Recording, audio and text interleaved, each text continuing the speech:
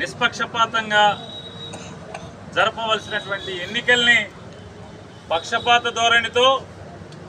ఏకపక్షంగా ఒక పార్టీకి కొమ్ము కాస్తూ ఇవాళ ఎన్నికల ప్రక్రియని ఏ రకంగా ఎవరెవరు నడిపిస్తున్నారో, పాత్రదారులు ఎవరో, సూత్రధారులు ఎవరో ప్రతిదీ కూడా వారికి కేటగారికల్గా గవర్నర్ గారికి వివరించడం జరిగింది. దురదృష్టవశాత్తు